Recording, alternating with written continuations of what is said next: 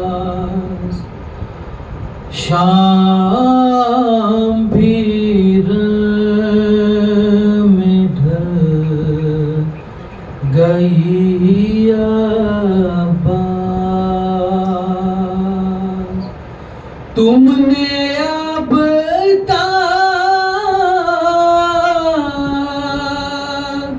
خبر نہ لیا عباس شام بھی میں ڈھل گئی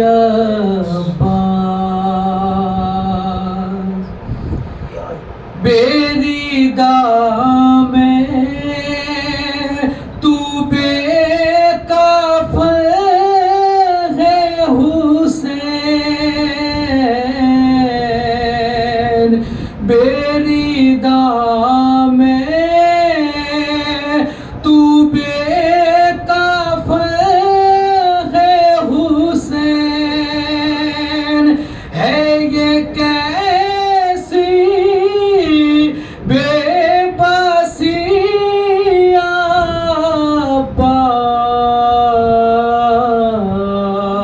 عباس شام بھی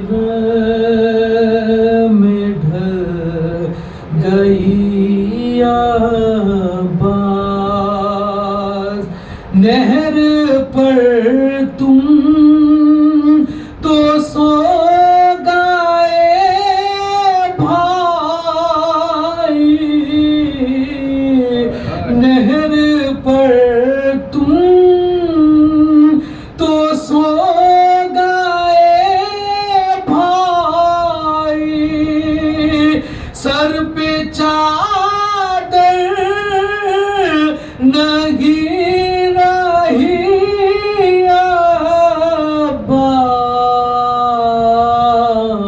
عباس شام بھی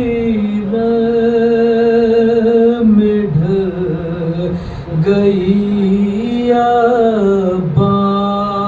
عباس کس طرح میں بچاؤں عابد کو کس طرح میں بچاؤں عابد کو آگ خیموں میں ہے لگی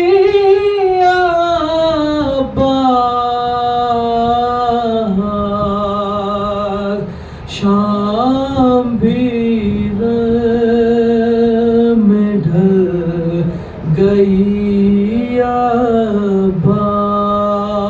عباس شام بھی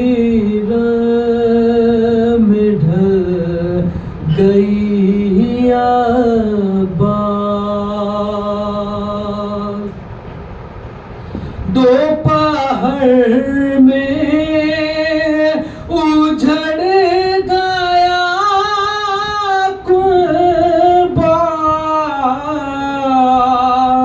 دوپہر میں اجھڑ گیا قبا کیسے گزرے گی زندگی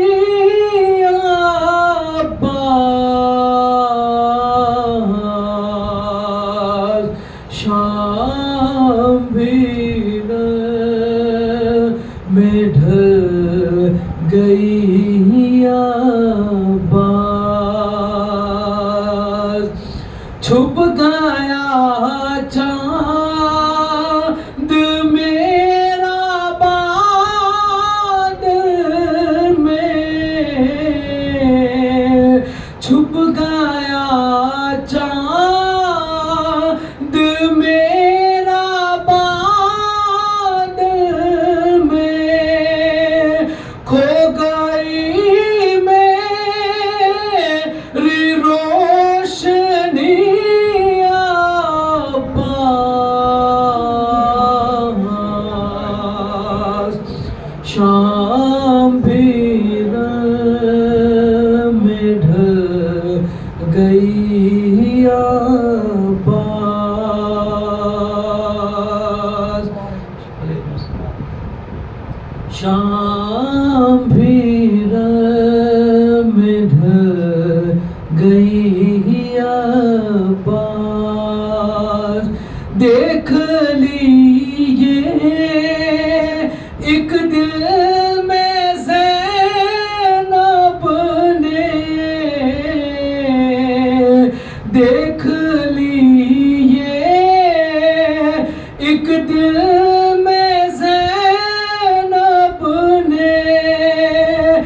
کتنی تصویر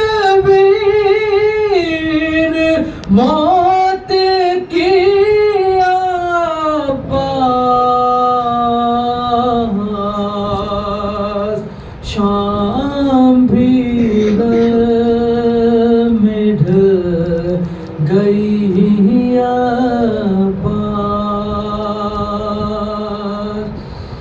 سر تھا سجدے میں میرے بھائی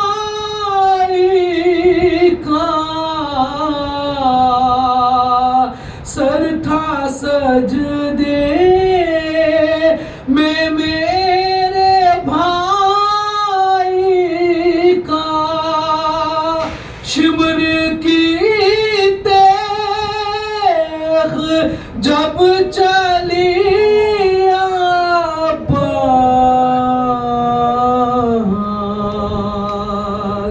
شام بھی میں ڈھل گئی عباس، شام بھی میں ڈھل گئی عباس، بیریدہ میں تو بے کفن ہے حسین، بیریدہ میں تو بے کفن ہے حسین، ہے یہ کیسی بے کسی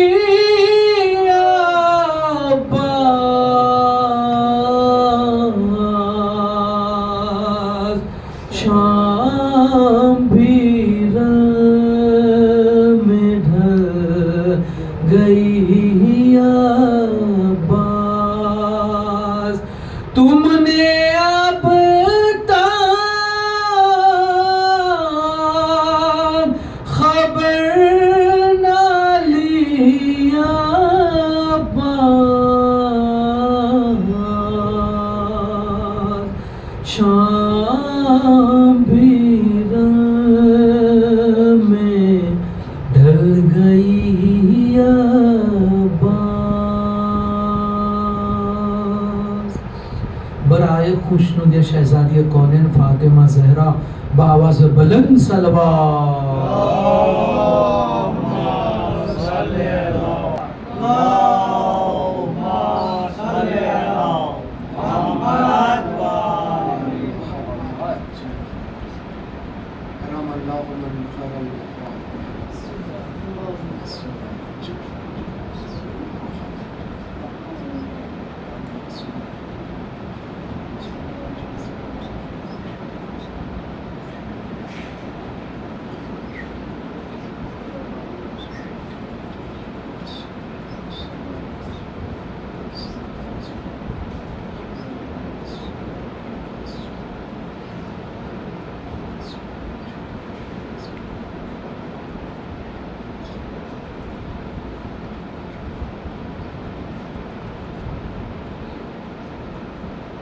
أعوذ بالله من الشيطان الرجيم، بسم الله الرحمن الرحيم، الحمد لله الذي هدانا لهذا وما كنا لنهتدي لولا أن هدانا الله، لقد جاءت رسل ربنا بالحق، والصلاة والسلام مولانا مولى الكونين جد الحسنين بالقاسم محمد،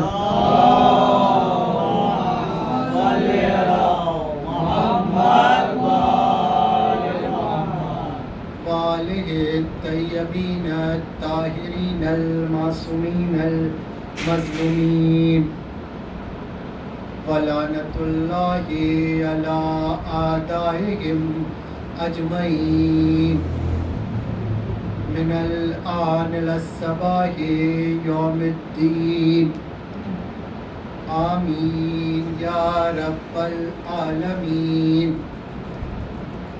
رب اشرح لي صدري ويسر لي أمري واحلل عقدة من لساني يفقهوا قولي اللهم لعن قاتلي فاطمة الزهراء اللهم لعن قاتلي فاطمة الزهراء اللهم لعن قاتلي فاطمة الزهراء اللهم لعن قتلة الحسين وأصحابه أما بعد فقد قال الله سبحانه تبارك وتعالى بسم الله الرحمن الرحيم إن الدين عند الله الإسلام صلوات پڑھیں محمد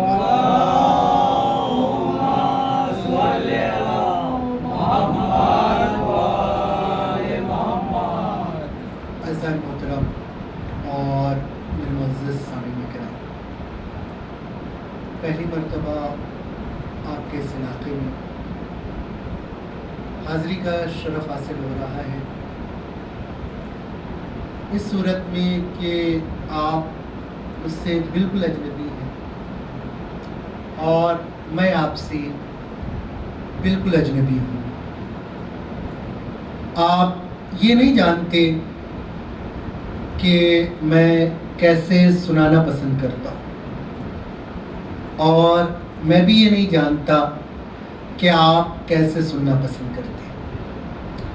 ہم دونوں ایک دوسرے سے بالکل اجنبی ہیں، لیکن اتنے اجنبی ہونے کے بعد بھی ہمارے درمیان ایک رشتہ ہے کہ جسے حسینیت کا رشتہ کہتے ہیں، اور میری نظر میں دنیا کا یہ وہ رشتہ ہے جو سب سے معتبر ترین رشتہ ہے، اس لیے کہ اس رشتے میں نسل نہیں دیکھی جاتی، اس رشتے میں رنگ نہیں دیکھا جاتا، اس رشتے میں زبان نہیں دیکھی جاتی، یہاں تک کہ آپ کی جو زبان ہے مجھے تو وہ زبان بھی نہیں آتی، لیکن اتنے اجنبی ہونے کے بعد بھی حسین نے ہمیں ایک جگہ اکٹھا کر دیا اور اکٹھا کر کے بتایا کہ تمہاری نسل الگ ہوگی، تمہارا رنگ الگ ہوگا، تمہاری زبان الگ ہوگی، لیکن تم سب کا دل ایک ہے کہ جس کو حسینی کہا جاتا ہے۔ حسینیت زندہ باد، حسینیت زندہ باد، حسینیت مردہ باد، جس کو حسینی کہا جاتا ہے، اور حسین کو ماننے کے لیے کوئی ضروری نہیں ہے کہ انسان شیعہ ہو، حسین کو ماننے کے لیے کوئی ضروری نہیں ہے کہ انسان مسلمان ہو، حسین کو ماننے کے لیے صرف ایک شرط کی ضرورت ہے کہ انسان ہو، اس لیے کہ حسین انسانیت کے رہنما کا نام ہے، حسین مسلمانوں کے رہنما کا نام نہیں۔ میں نے آپ کے سامنے جس آیت کی تلاوت کا شرف حاصل کیا، اور جو لوگ آ چکے ہیں، جو آ رہے ہوں گے، میرا اپنا ماننا یہ ہے کہ ہر آدمی آج جو آئے گا وہ اس آیت کے ترجمے سے بہت اچھی طرح واقف ہوگا کہ خداوند عالم قرآن مجید میں ارشاد فرما رہا ہے ان الدین عند اللہ الاسلام، جہاں مذہبوں کی بھیڑ ہے، ہر جگہ ادیان کی دکان کھلی ہوئی ہے، لیکن اس کے بعد بھی خدا قرآن مجید میں پکار کے کہہ رہا ہے کہ میں اگر کسی مذہب کو، میں اگر کسی دین کو پسند کرتا ہوں تو اسے اسلام کہتے ہیں۔ آپ مجھے ایک چھوٹی سی بات بتائیں، آپ یہاں سے نکل کے بازار میں پہنچے اور بازار میں پہنچنے کے بعد آپ کو اگر کوئی چیز خریدنی ہو، آپ اگر کسی چیز کو پسند کرتے ہیں تو کوشش یہ ہوتی ہے کہ آپ جس چیز کو پسند کریں اس میں کسی طرح کا کوئی نقص نہ ہو، اس میں کسی طرح کی کوئی کمی نہ ہو۔ آپ جس چیز کو پسند کریں اس میں کوئی عیب نہ ہو۔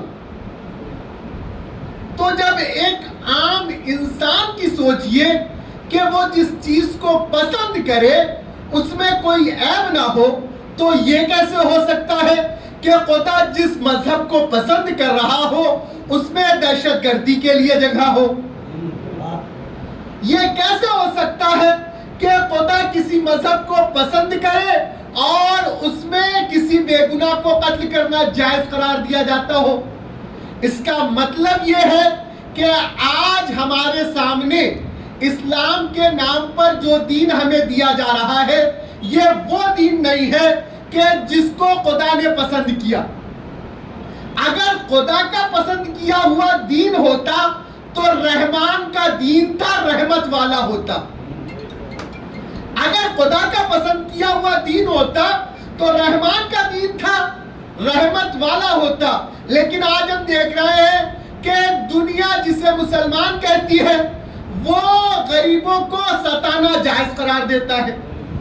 آپ کسی کے سامنے لفظ اسلام اور لفظ مسلمان لے لیجئے تو جو نقشہ ابھر کر تصویر جو ذہن میں ابھرتی ہے وہ ایک ایسے انسان کی ہوتی ہے کہ جس کی داڑھی بڑی بڑی ہو، جس کا کرتا لمبا ہو اور جس کا پیجامہ اونچا ہو، ہاتھ میں دنیا کا سب سے لیٹسٹ ہتھیار ہو۔ یہ آج کے مسلمان کی تصویر ہے۔ دیکھیے اس وقت دنیا میں دو اسلام ہے، دنیا میں دو اسلام ہے۔ ایک وہ کہ جو سرکار مدینہ والا اسلام ہے، دوسرا وہ کہ جو مدینہ سرکار والا اسلام ہے۔ دوسرا وہ کہ جو مدینہ سرکار والا اسلام ہے۔ سرکار مدینہ والا اسلام کہتا ہے کہ اگر تمہارا پڑوسی بھوکا سو جائے تو تمہیں یہ حق نہیں پہنچتا کہ تم پیٹ بھر غذا کھاؤ۔ یہ سرکار مدینہ والا اسلام کہہ رہا ہے۔ سرکار مدینہ والا اسلام کہتا ہے کہ علم حاصل کرو گہوارے سے لے کر قبر تک، اور مدینہ سرکار والا اسلام یہ کہتا ہے کہ عورت کو علم حاصل کرنے کا کوئی حق نہیں۔ آپ مجھے بتائیں اسلام کے قوانین بیان کون کر سکتا ہے؟ میں ان 10 دنوں میں صرف اسلام کی ہی گفتگو کروں گا اور کوشش کروں گا کہ جو اسلام میں نے پڑھا، میں نے سمجھا، وہ اسلام آپ تک پہنچا دوں۔ اسلام ہے کیا؟ شاعر نے 4 مصرے میں بڑی اچھی بات کہی۔ شاعر کہتا ہے بشر کی سرفرازی کا مجھے پیغام کہتے ہیں، بشر کی سرفرازی کا مجھے پیغام کہتے ہیں، حقیقت میں خدائے پاک کا انعام کہتے ہیں، مجھے شاہوں کی محفل میں نہ ڈھونڈو اے نظر والو، میں کرداروں میں ملتا ہوں، مجھے اسلام کہتے ہیں۔ اسلام کردار کا نام ہے۔ اچھا اسلام کس کردار کا نام ہے؟ کیا اسلام اس کردار کا نام ہے کہ جہاں غریبوں کو ستایا جاتا ہو؟ کیا اسلام اس کردار کا نام ہے کہ جس میں دہشت گردی کے لیے جنگ ہو؟ نہیں، اسلام کردار اہل بیت کا نام ہے۔ اسلام کے قوانین اگر کوئی بیان کر سکتا ہے تو یا تو رسول بیان کریں گے یا پھر رسول کے جانشین بیان کریں گے یا پھر رسول کے اہل بیت بیان کریں گے۔ ابھی میں نے ایک بات کہی تھی کہ سرکار مدینہ کا اسلام قبلہ تشریف فرما ہے، اور آپ نے یہ حدیث برابر منبر سے بھی سنی ہوگی کہ رسول کی حدیث ہے اطلب العلم من المہد الی اللحد، علم حاصل کرو. کہاں سے کہاں تک؟ گہوارے سے لے کر قبر تک.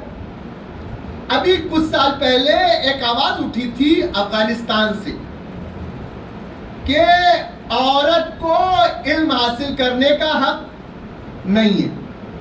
میں نے پہلے کہا اسلام کا قوانین اگر کوئی بیان کر سکتا ہے تو وہ صرف اور صرف رسول یا پھر رسول نے جن کو اپنی جگہ پہ بٹھایا ہو وہ بیان کریں گے. میں نے ایک حدیث آپ کے سامنے پیش کی کہ علم حاصل کرو گہوارے سے لے کر قبر تک. دوسری حدیث بیان کر دیتا ہوں. رسول کی حدیث ہے کہ علم حاصل کرو چاہے تمہیں چین جانا پڑے. یہ دو حدیثیں میں نے آپ کے سامنے بیان کی. ابھی چند سال پہلے افغانستان سے جو آواز اٹھی تھی اس میں میں نام بھی لے لیتا ہوں, ملالہ یوسفزئی, جس لڑکی کو گولی ماری گئی یہ کہہ کے کہ عورت کو تعلیم حاصل کرنے کا حق نہیں ہے. اسلام کی واقعی تصویر, اسلام کے قوانین اگر کوئی بیان کرے گا تو وہ رسول بیان کریں گے. آپ مجھے بتائیں کیا رسول نے اس حدیث میں یہ کہا کہ صرف لڑکا علم حاصل کرے گہوارے سے لے کر قبر تک؟ یا رسول نے دوسری حدیث میں کہیں یہ کہا کہ علم حاصل صرف لڑکا علم حاصل کرے چاہے اسے چین جانا پڑے؟ تو جب رسول نے کسی صنف کی قید نہیں لگائی تو پھر یہ آج یہ جمعہ 4 دن کا مسلمان قید لگانے والا ہوتا کون ہے؟ نہیں, بلکہ ہم نے تو کتابوں میں یہاں تک پڑھا اور زندہ ضمیر کی شریعت یہ کہتی ہے کہ باپ پڑھا لکھا ہو یا نہ ہو, ماں کا پڑھا لکھا ہونا ضروری ہے. باپ پڑھا لکھا ہو یا نہ ہو, ماں کا پڑھا لکھا ہونا ضروری ہے. کیوں؟ اس لیے کہ جس نے ایک لڑکے کو پڑھایا اس نے صرف اس لڑکے کو پڑھایا, لیکن جس نے ایک لڑکی کو پڑھایا اس نے کئی نسلوں کو پڑھا دیا. اور اسی لیے مولا علی کی حدیث بھی ہے کہ جب تمہیں عقد کرنے کا ارادہ ہو تو یہ نہ دیکھو کہ تمہاری زوجہ کیسی ہونی چاہیے, بلکہ یہ دیکھا کرو کہ تمہارے بچوں کی ماں کیسی ہونی چاہیے. اس حدیث کے آگے ذاکرین جو جملہ لگاتے ہیں وہ جملہ بھی میں آپ کو سنا دیتا ہوں. اس لیے ذاکرین کہتے ہیں کہ ماں اگر ہندہ اور محسون ہو تو بیٹا معاویہ اور یزید ہوتا ہے, ماں اگر بطول ہو تو بیٹے حسنین بنا کرتے ہیں. یہ ذاکرین کا جملہ ہے. ایک جملہ میں اور آگے بڑھ کے کہتا ہوں, یوں ہی نہیں, اور جو ابھی ایام چل رہے ہیں, ماں اگر بطول ہو تو بیٹیاں زینب اور ام کلثوم ہوتی ہیں. ماں اگر فاطمہ کلابیہ ہو تو بیٹا عباس ہوتا ہے. اس لیے ایک ماں کا پڑھا لکھا ہونا بہت ضروری ہے. آج جس ہستی سے میں گفتگو کرنا چاہتا ہوں اس ہستی کا نام ہے شہزادی زینب, کیونکہ یہ عشرہ جو چل رہا ہے یہ عشرہ منسوبی ہوتا ہے اسیران کربلا سے. شہزادی زینب وہ زینب کہ جو عالمہ غیر معلمہ ہے, اور یہ تمام القابات جو میں لے رہا ہوں یہ کسی انسان کے دیے ہوئے نہیں ہیں. انسان اگر کسی کو لقب دے تو ہو سکتا ہے کہ وہ خوشامدی میں دے دے, چاپلوسی میں دے دے. یہ معصوم کے دیے ہوئے القابات ہیں. عالمہ غیر معلمہ, یہ عالمہ غیر معلمہ کیا ہے؟ ایسی عالمہ کہ جسے کسی معلم کی ضرورت نہ ہو. نہیں, کسی عام گھر میں پیدا ہونے کے بعد, کسی عام معاشرے میں جی لینے کے بعد معلم کی ضرورت نہ ہو یہ کوئی بڑی بات نہیں ہے. علی جیسے باپ کے ہوتے ہوئے, علی جیسے باپ کے ہوتے ہوئے جسے کسی معلم کی ضرورت نہ ہو اسے شہزادی زینب کہا جاتا ہے. اسے شہزادی زینب کہا جاتا ہے، یہ کون ہستی ہے؟ دیکھیے ایک عام بات جو ہمارے یہاں اکثر ممبروں سے پڑھی بھی جاتی ہے کہ کربلا کے بعد امام حسین کی نسل چلی، لیکن ذاکرین عقیدت میں یہ جملہ کہتے ہیں کہ کربلا میں شہزادی زینب کی نسل ختم ہو گئی. نہیں، ایسا نہیں ہے، بالکل نہیں. کربلا کے بعد شہزادی زینب کی نسل چلی ہے. شہزادی زینب کے صرف 2 بیٹے نہیں ہیں بلکہ 4 بیٹے ہیں. قبلہ تشریف فرما ہے، اس بات کی تصدیق کریں گے. 2 بیٹے جو ہمارے یہاں موجود ہیں، مشہور ہیں، جناب اون اور محمد. شہزادی زینب کے پہلے بیٹے کا نام ہے علی، دوسرے بیٹے کا نام ہے اون، تیسرے بیٹے کا نام ہے عباس اور چوتھے بیٹے کا نام ہے محمد. جناب علی جو شہزادی زینب کے سب سے بڑے بیٹے، ان کے بارے میں کچھ تاریخیں یہ کہتی ہیں کہ ان کا انتقال کربلا سے پہلے ہو گیا تھا. کچھ تاریخیں یہ بھی کہتی ہیں کہ یہ کربلا کے بعد زندہ تھے، لیکن جو نسل چلی ہے وہ جناب عباس سے. اور اس کے لیے دلیل بھی آپ کو دے دیتا ہوں. خود میرے استاد نے ایران میں مجھے جو دلیل دی تھی، میں وہی دلیل آپ کو دے رہا ہوں. شہزادی زینب کی نسل چلی ہے. کیوں چلی ہے؟ اس لیے کہ آپ نے ایک لفظ سنا ہوگا، لفظ ولی. سنا ہے لفظ ولی؟ اگر کبھی نہیں سنا تو کم سے کم قرآن کی ایک آیت تو سنی ہوگی، انما ولیکم اللہ ورسولہ والذین آمنوا الذین یقیمون الصلاۃ ویؤتون الزکاۃ وہم راکعون. یہ آیت ممبر سے اکثر پڑھی جاتی ہے. ولی مرد ہو تو ولی اللہ ہوتا ہے، عورت ہو تو ولیت اللہ ہوتی ہے. تسنیہ ہے، مؤنث کے لیے بولا جاتا ہے. مرد ہو تو ولی اور عورت ہو تو ولیت اللہ. شہزادی زینب اس ہستی کا نام ہے جو ولی اللہ کے گھرانے میں خود ایک ولیت اللہ ہے، خود ایک ولیت اللہ ہے. میں نے یہ لفظ کیوں بولا؟ میرے استاد نے مجھے یہ دلیل دی تھی کہ ایک بات یہ یاد رکھیے گا، خدا کبھی بھی اپنے کسی ولی کی نسل کو ختم نہیں کرتا. خدا کبھی بھی اپنے کسی ولی کی نسل کو ختم نہیں کرتا. اگر شہزادی زینب ولیت اللہ تھی تو خدا کے اوپر لازم تھا کہ وہ شہزادی زینب کی نسل کو آگے بڑھائے. اور یہی وجہ ہے کہ کربلا کے بعد شہزادی زینب کی نسل آگے بڑھی. دیکھیے پہلا دن ہے، میرا گفتگو کرنے کا طریقہ یہی ہے. ابھی اوپر گفتگو ہو رہی تھی تو میں نے مولانا سے کہا کہ میرا اپنا مزاج یہ ہے، آپ کے سامنے بھی وہ بات کہہ ہی دیتا ہوں. میرا اپنا مزاج یہ ہے کہ میں یہ سوچتا ہوں کہ اگر میں 1 گھنٹہ کہیں بیٹھ رہا ہوں تو 1 گھنٹہ کوئی نئی بات نہیں پتہ چل سکتی، لیکن 1 گھنٹے میں کم سے کم 3 منٹ 5 منٹ مجھے کوئی نئی بات پتہ چلے تب تو میں مجلس میں جانے کا مجھے کوئی فائدہ ہے. اور جب یہ بات میں اپنے اوپر ممبر کے نیچے لاگو کرتا ہوں تو میں یہی بات ممبر کے اوپر اپنے اوپر بھی لاگو کرتا ہوں. کوشش کرتا ہوں کہ کوئی ایک ایسی بات کہ جو یا تو ممبر سے پڑھی نہیں گئی یا پڑھی گئی اور غلط ہے تو اس کی اصلاح ہو جائے. صلوات پڑھے محمد والے محمد.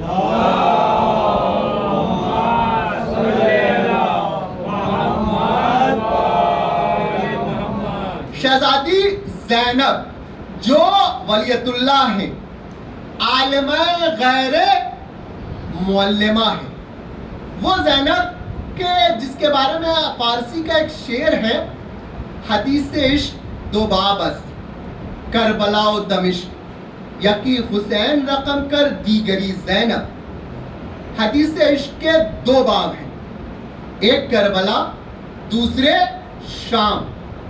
ایک کو حسین نے رقم کیا، دوسرے کو شہزادی زینب نے رقم کیا. اور یہ جملہ اگر میں ممبر سے کہوں تو شاید یہ جملہ غلط بھی نہیں ہوگا کہ اسلام کو بچایا ہے مولا حسین نے، اسلام کو بچایا ہے مولا حسین نے، اور حسین کو دنیا میں پہچانوایا ہے شہزادی زینب نے۔ حسین کو دنیا میں اگر کسی نے پہچانوایا ہے تو اسے شہزادی زینب کہتے ہیں۔ آپ جو یہ مجلس کرتے ہیں نا، یہ مجلس بھی دین ہے شہزادی زینب کی۔ میں ایک بات پڑھ دوں اگر اجازت ہو تو۔ ایک دن شام کے زندان میں بیٹھ کر شہزادی زینب نے یہ سوچا، چونکہ عنوان اسلام ہے، شہزادی زینب نے یہ سوچا کہ میرے نانا نے لوگوں تک اسلام پہنچانے میں بڑی مشقتیں کی، بڑی صعوبتیں برداشت کی، لیکن آج بھی اسلام ہر ایک گھر تک نہیں پہنچ سکا۔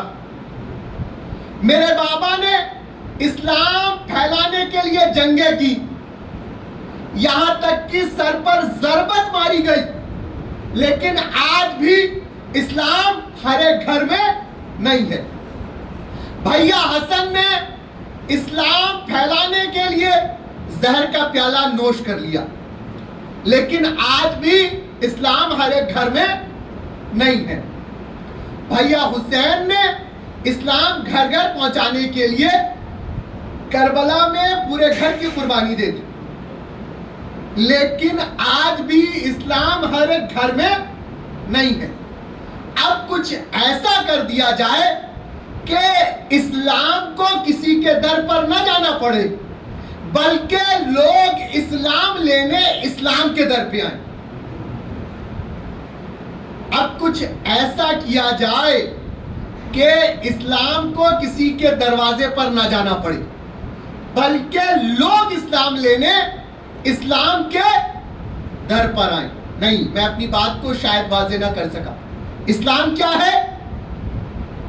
اسلام ہے دین، اسلام ہے مذہب، اسلام ہے دین۔ شہزادی زینب نے کیا سوچا کہ کچھ ایسا کیا جائے کہ لوگ اسلام کو لینے اسلام کے در پر آئے۔ اسلام ہے دین، اور خواجہ اجمیری کہتے ہیں دین است حسین، حسین دین ہے۔ شہزادی زینب کی یہ سوچ عزاخانے میں آ کر پوری ہوتی ہے کہ آج آقا حسین کسی کے در پر نہیں جاتے، بلکہ لوگ آقا حسین کے در پر آتے ہیں۔ لبیک یا حسین، لبیک یا حسینیت زندہ باد۔ آج آقا حسین کسی کے در پر نہیں جاتے، بلکہ لوگ اسلام لینے، لوگ دین لینے، لوگ مذہب لینے۔ اور یہ نہ سوچئے گا کہ میں نے صرف خواجہ اجمیری کہہ دیا تو خواجہ اجمیری کی نگاہ میں حسین دین ہے۔ نہیں، زیارتیں اٹھا کر پڑھیے، آپ کو مل جائے گا، اور انشاءاللہ کسی مجلس میں میں اس زیارت کے اس جملے کو پڑھوں گا کہ جس میں معصوم نے کہا ہے کہ حسین دین ہے، جس میں خود معصوم نے کہا ہے کہ حسین دین ہے۔ شہزادی زینب وہ کردار کہ جس نے اسلام کو گھر گھر پہنچا دیا۔ آج کوئی اگر اسلام کو نہ مانتا ہو، مسلمان نہ ہو، شیعہ نہ ہو، لیکن کم سے کم وہ آقا حسین کو تو مانتا ہے۔ اور خواجہ اجمیری بھی کہہ رہے ہیں، معصوم بھی کہہ رہے ہیں کہ جو حسین ہے اسی کو اسلام کہا جاتا ہے، اور جو اسلام ہے اسی کو حسین کہا جاتا ہے۔ یقیناً کون شہزادی زینب؟ وہ زینب کہ جو عالمہ غیر معلمہ ہے، جس نے دنیا کو بتایا کہ اسلام کیا ہے، میرا بھائی کون تھا، میرا گھر کیا تھا۔ اور یقیناً شہزادی نے وہ جو خطبہ دیا ہے ابن زیاد کے دربار میں، سوچیں ذرا، شہزادی کی فضیلت کی یہ وہ گوشے جن پر عام طور سے گفتگو نہیں ہوتی ہے۔ شہزادی زینب یقیناً عام حالات میں خطبہ دینا بڑا آسان ہے، عام حالات میں خطبہ دینا بڑا آسان ہے، لیکن گھر بار لٹا کر، قیدی بن کر اور اسیر ہو کر ظالم کے دربار میں پہنچنے کے بعد جہاں کوئی مونس و یاور نہیں ہے، اور جب ابن زیاد سب کچھ کہہ چکا تو شہزادی زینب نے اس کی ساری کرتوتوں کو ایک جملے سے ختم کیا، ما رأیت الا جمیلا، کہ میں نے اپنے خدا سے کچھ نہیں دیکھا سوائے اچھائی کے۔ کبھی سوچئے گا اس جملے کو؟ شہزادی آپ کہہ رہی ہیں کہ آپ نے خدا سے اچھائی کے علاوہ کچھ نہیں دیکھا؟ کیا بھائی کا قربان ہو جانا یہ اچھائی تھی؟ بیٹوں کی شہادت یہ اچھائی تھی؟ جناب علی اکبر کی شہادت یہ اچھائی تھی؟ جناب عباس کے شانوں کا قلم ہونا یہ اچھائی تھی؟ عجب نہیں شہزادی آواز دیں کہ تم صرف ظاہری چیزیں دیکھ رہے ہو، میں باطن دیکھ رہی ہوں۔ اگر کربلا کے بعد کوئی میرے گھر کی تعریف کرنے والا نہ ہوتا، اگر کربلا کے بعد حسین کا مقصد آگے نہیں بڑھتا تو میں کبھی یہ جملہ نہ کہتی، لیکن کربلا کے بعد چونکہ میرے بھائی کا مقصد آگے بڑھا ہے، کربلا کے بعد چونکہ مسجدوں میں اذانیں ہو رہی ہے، اس لیے میں نے یہ جملہ کہا ما رأیت الا جمیلا، کہ میں نے کچھ نہیں دیکھا سوائے اچھائی کے۔ اچھا ایک کردار دنیا کی عورتوں کے لیے جناب مریم کا کردار اسوہ حسنہ ہے، آئیڈیل۔ جناب مریم کے بعد شہزادی زہرا کا کردار، اور شہزادی فاطمہ الزہرا کے بعد ثانیہ زہرا کا کردار۔ آپ خود سوچیں گے، کبھی جا کے اس بات کو محسوس کریے گا رات میں، جب شہزادی زہرا کا کردار خدا نے رکھ دیا تھا تو ثانیہ زہرا کا کردار رکھنے کی ضرورت کیا تھی؟ جب خود شہزادی زہرا کا کردار ہمارے یہاں تھا تو ثانیہ زہرا کا کردار رکھنے کی ضرورت کیا تھی؟ نہیں، میں 4 مصروں میں اور آسان کر دیتا ہوں۔ جواب مریم جناب زہرا، جواب زہرا جناب زینب، جواب مریم جناب زہرا، جواب زہرا جناب زینب، جواب زینب فقط زینب، فقط زینب۔ اگر کوئی شہزادی زینب کا کردار رکھنے کی ضرورت کیا تھی؟ وجہ یہ تھی کہ شہزادی، اور مجھے حفظ مراتب کا خیال ہے اور مجھے پتا ہے کہ اس فضیلت کے اس گوشے کو سن کر شہزادی خوش ہوں گی۔ آپ یہ نہ سوچئے کہ میں شہزادی زینب کو شہزادی فاطمہ الزہرا سے آگے بڑھا رہا ہوں، لیکن ایک بات ہے، شاید یہ نیا گوشہ، کیا ضرورت تھی کردار شہزادی زینب کو رکھنے کی؟ اس لیے کہ شہزادی فاطمہ الزہرا کے کردار میں آپ کو یہ مل جائے گا کہ ایک بیٹی کو باپ کے ساتھ کیسے پیش آنا چاہیے۔ شہزادی زہرا کے کردار میں آپ کو یہ مل جائے گا کہ ایک زوجہ کو شوہر کے ساتھ کیسے پیش آنا چاہیے۔ شہزادی زہرا کے کردار میں آپ کو یہ مل جائے گا کہ ایک ماں کو بچوں کے ساتھ کیسے پیش آنا چاہیے۔ لیکن شہزادی زہرا کے کردار میں جو ایک بات نہیں ملے گی وہ یہ ہے کہ ایک بہن کو بھائی کے ساتھ کیسے پیش آنا چاہیے، ایک بہن کو بھائی کے ساتھ کیسے پیش آنا چاہیے۔ کیوں؟ اس لیے کہ خدا نے شہزادی زہرا کو کوئی بھائی نہیں دیا۔ جناب قاسم تھے بھی تو بچپنے میں شہید ہو گئے۔ تو آپ کو یہ اس شہزادی زہرا کے کردار میں جو ایک بات نہیں ملے گی وہ بات یہ ہے کہ ایک بہن کو بھائی کے ساتھ کیسے پیش آنا چاہیے۔ شہزادی زہرا کے بعد شہزادی زینب کا کردار رکھ کر خدا نے یہ بتا دیا کہ دیکھو ہم دنیا کی عورتوں کے لیے جس کردار کو آئیڈیل بنا رہے ہیں اس میں یہ بھی ہوگا کہ ایک بہن کو بھائی کے ساتھ کیسے پیش آنا چاہیے۔ اور یہ خدا کی سنتوں میں سے ایک سنت بھی ہے کہ اگر بھائی کسی عظیم کام کے لیے نکلتا ہے تو بہن کو خدا اس کے ساتھ لگاتا ہے. قبلہ پھر تصدیق کریں گے اس بات کی. آپ لوگوں نے جناب موسیٰ کا کردار سنا ہوگا. جناب موسیٰ، جس وقت مادر موسیٰ نے جناب موسیٰ کو دریائے نیل کی لہروں کے حوالے کیا صندوق میں رکھ کر، اس وقت مادر موسیٰ نے ان کی بہن، تاریخ میں جن کا نام ام کلثوم ہی ملتا ہے، ان کو جناب موسیٰ کے ساتھ کیا، اور یہ کہہ کے ساتھ کیا کہ دیکھتی جانا کہ یہ صندوق کہاں کہاں جاتا ہے. جناب موسیٰ کی یہ بہن اس صندوق کے ساتھ ساتھ چلی ہیں، اور جس وقت یہ صندوق آ کے فرعون کے محل سے ٹکرایا ہے، اور فرعون نے جناب موسیٰ کو اپنے محل میں بلایا، دربار میں بلایا، اور جب جناب موسیٰ نے تمام داعیوں کی طرف رجوع کرنے سے انکار کر دیا، تو یہ جناب موسیٰ کی بہن ہی تھی کہ جنہوں نے یہ کہا تھا کہ اگر تو مجھے اجازت دے تو میں تجھے ایک ایسی عورت کا پتہ بتا دوں کہ جس کا دودھ یہ بچہ نوش فرما. اس کا مطلب یہ ہے کہ جب بھائی کسی عظیم کام کے لیے نکلتا ہے تو خدا کی سنت یہ ہے کہ وہ بہن کو ساتھ ساتھ لگا دیتا ہے. اور یقیناً یہ وہ کردار ہے کہ جس کو ہم آسانی سے سمجھ ہی نہیں سکتے. ایک مجلس کیا، ایک عشرہ کم ہے شہزادی زینب کے کردار پر گفتگو کرنے کے لیے. وہ شہزادی کی جو عالمہ غیر معلمہ ہو.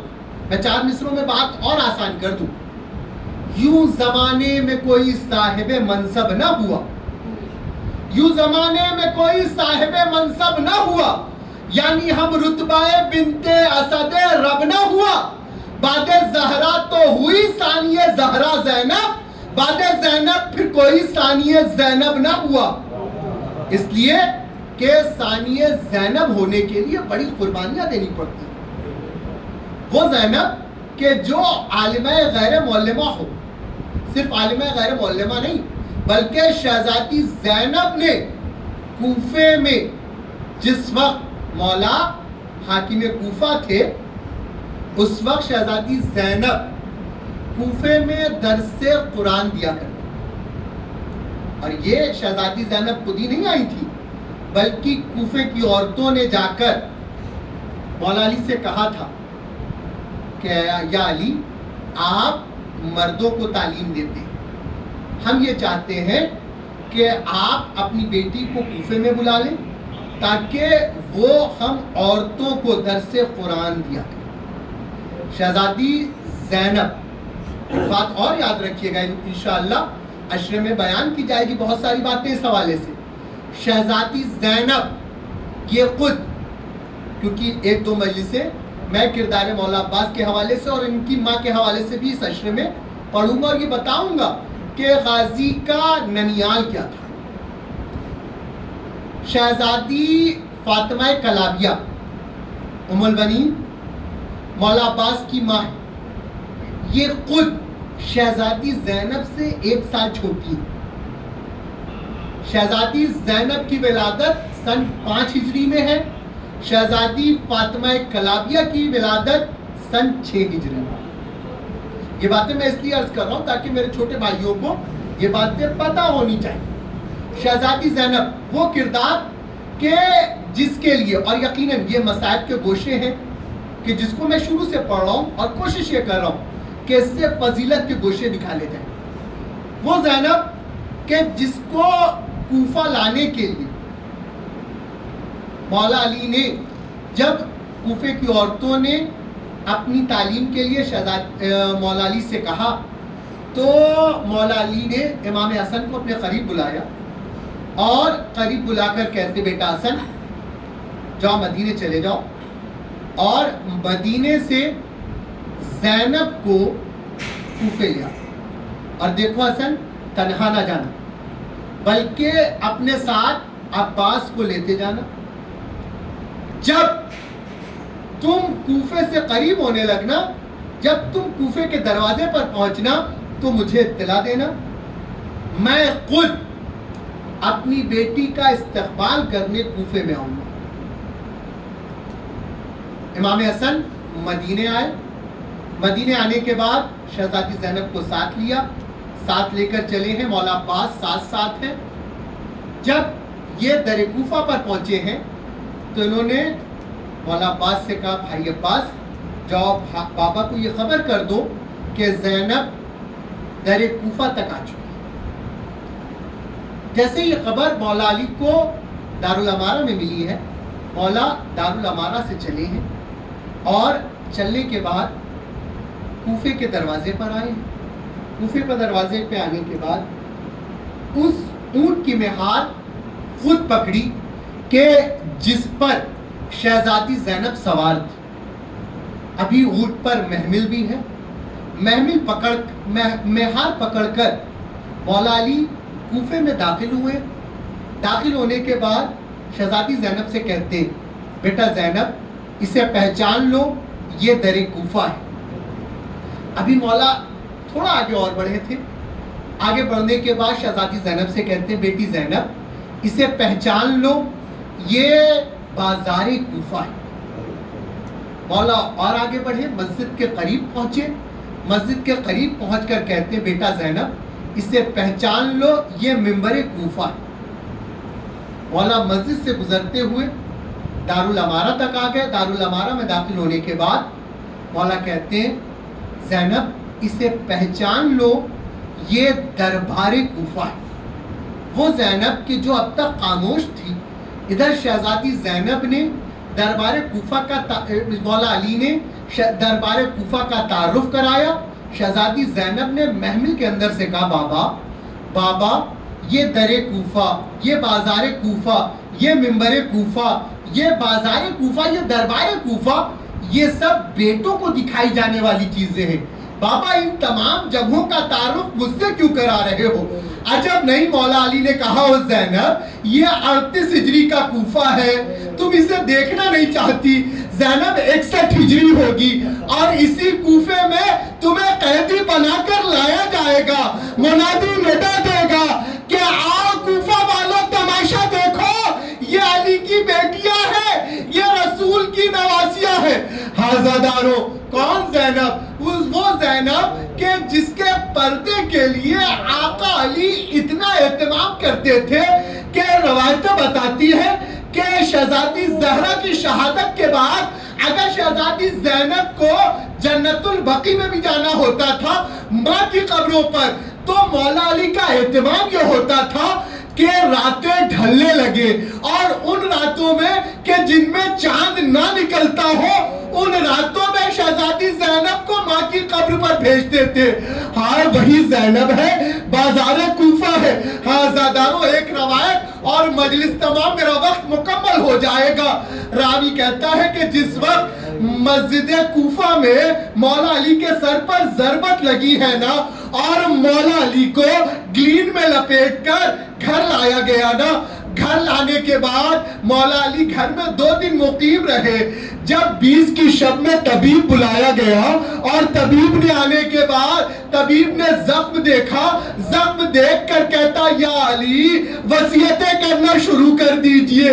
हाज़ादारो, इमाम हसन कहते हैं, बाबा को शिफा का कोई तरीका? कहा तरीका है, हो सकता है इनको जितना ज्यादा दूध पिलाया जाए इनको शिफा मिल जाएगी।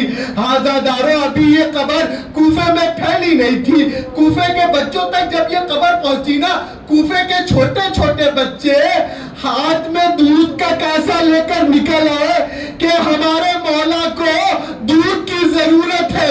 आज़ादारो, इंसाफ से बताना, ये 40 हिजरी का कूफा था। आज अली ने कुछ मांगा नहीं तो अली को दूध मिल रहा है।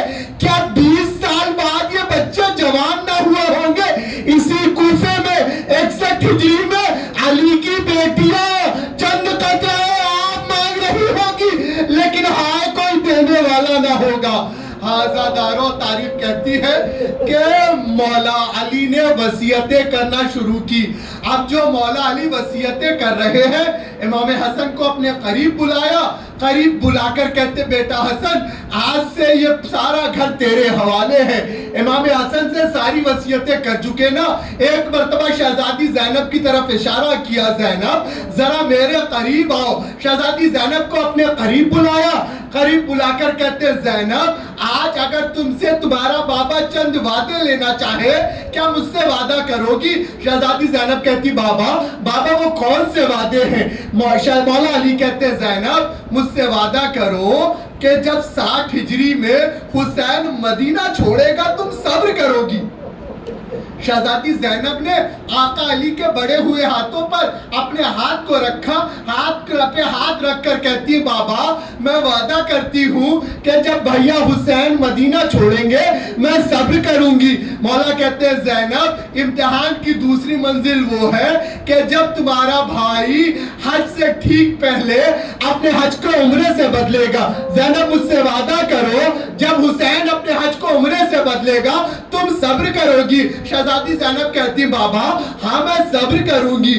मौला अली कहते ज़ैनब मुझसे वादा करो 2 मुहर्रम को जब तुम्हारा काफिला करबला पहुंचेगा, करबला पहुंचने के बाद तुम सब्र करोगी। शहजादी ज़ैनब ने फिर एक मर्तबा हाथ पे हाथ रखा, हाथ पे हाथ रखकर कहती बाबा आज आपसे आपकी अली बेटी ये वादा करती है कि जब मेरा भैया हुसैन करबला पहुंचेगा मैं सब्र करूंगी। मौला अली कहते ज़ैनब मुझसे वादा करो 4 मुहर्रम को पेसरे साद का लश्कर करबला में वारिद होगा और वारिद होने के बाद तुम्हारे क़ैमों पर पानी बंद कर देगा। ज़ैनब मुझसे वादा करो जब तुम पर पानी बंद किया जाए तुम सब्र करोगी। शहजादी ज़ैनब कहती बाबा मैं वादा करती हूँ कि मैं सब्र करूंगी। मौला कहते ज़ैनब 7 मुहर्रम आएगी, क़ैमे में पानी खत्म हो जाएगा, तुम्हारे छोटे छोटे बच्चे आवाज़ें अलतश बुलंद करेंगे। ज़ैनब मुझसे वादा करो जब छोटे छोटे बच्चे आवाज़ें अलतश बुलंद करेंगे तुम सब्र करोगी। शहजादी ज़ैनब कहती हाँ बाबा मैं सब्र करूंगी। मौला कहते हैं ज़ैनब 10 मुहर्रम की सुबह आ जाएगी। ज़ैनब मुझसे वादा करो जब कासिम का लाशा पामाल होगा तुम सब्र करोगी। शहजादी ज़ैनब कहती बाबा मैं वादा करती हूँ मैं सब्र करूंगी। मौला कहते ज़ैनब मुझसे वादा करो औनो मोहम्मद शहीद होंगे, जब औनो मोहम्मद शहीद होंगे तुम सब्र करोगी। शहजादी ज़ैनब कहती हाँ बाबा मैं सब्र करूंगी। मौला कहते ज़ैनब मुझसे वादा करो तुम्हारा 18 बरस का कड़ियल जवान मैदान करबला में जाएगा, सीने पर बच्ची की अली लगेगी और बच्ची की अली सीने में टूट जाएगी। ज़ैनब मुझसे वादा करो जब अकबर के कलेजे में नेज़े की अली टूटेगी तुम सब्र करोगी। शहजादी ज़ैनब कहती बाबा मैं वादा करती हूँ मैं सब्र करूंगी। मौला अली कहते बेटा ज़ैनब भाई अब्बास के बाजू कलम होंगे, मुझसे वादा करो जब अब्बास के बाजू कलम होंगे तुम सब्र करोगी। शहजादी ज़ैनब कहती बाबा मैं वादा करती हूँ मैं सब्र करूंगी। मौला कहते ज़ैनब 6 माह के अली असगर के सूखे गले पर तीर लगेगा। ज़ैनब मुझसे वादा करो जब अली असगर के गले पर तीर लगेगा तुम सब्र करोगी। शहजादी ज़ैनब कहती हाँ बाबा मैं सब्र करूंगी। मौला अली कहते ज़ैनब इम्तिहान अभी खत्म नहीं हुआ, इम्तिहान अभी खत्म नहीं हुआ, अभी एक इम्तिहान देना बाकी है। शहजादी ज़ैनब कहती बाबा वो इम्तिहान क्या? कहा बेटा इम्तिहान ये है कि हुसैन के सूखे गले पर शिब्र खंजर चलाएगा और तुम ये मंजर 70 कदम के फासले से देख रही होगी। ज़ैनब मुझसे वादा करो जब शिब्र हुसैन के गले पर खंजर चलाएगा तुम सब्र करोगी। शहजादी ज़ैनब कहती बाबा मैं वादा करती हूँ कि मैं सब्र करूंगी। अली ने वादे ले लिए, वादे लेने के बाद अली ने अपने हाथ को पीछे हटाया, इधर अली अपना हाथ पीछे कर रहे थे। शहजादी ज़ैनब ने अपना हाथ बढ़ाया, हाथ बढ़ाकर कहती बाबा तमाम वादे ले चुके, बाबा तमाम वादे ले चुके। मौला कहते हाँ बेटा तमाम वादे ले चुका। शहजादी ज़ैनब कहती बाबा आज अगर ज़ैनब कोई वादा कर ले तो क्या वादा करोगे? मौला कहते ज़ैनब वादा क्या है? कहा बाबा तुमने मुझसे वादा ले लिए ना कि मैं हर मुकाम पे सब्र करूंगी। बाबा एक वादा ये करो जब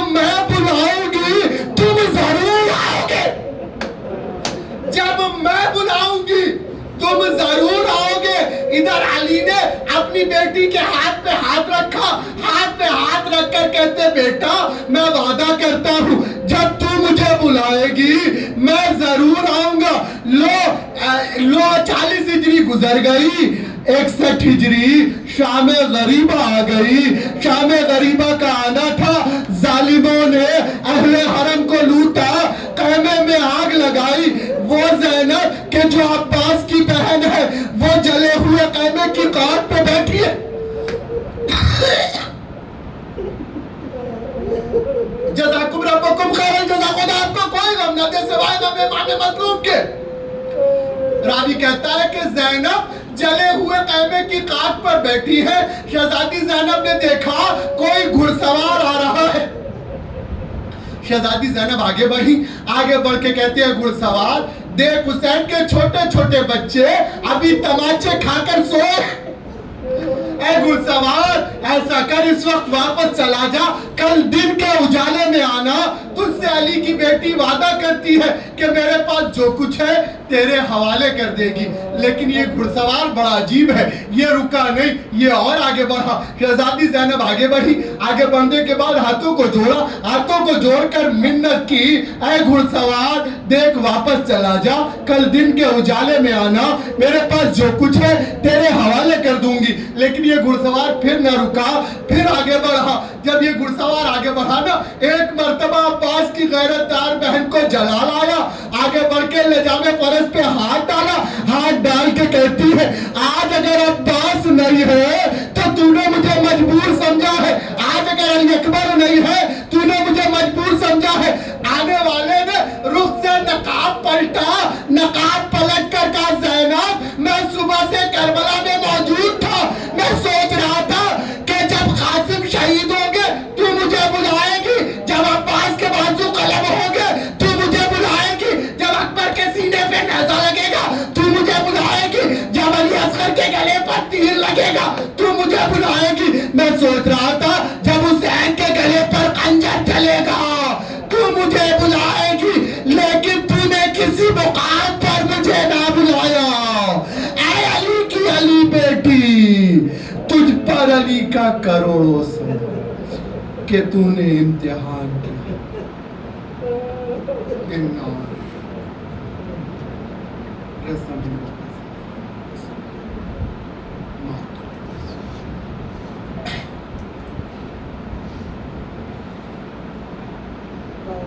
से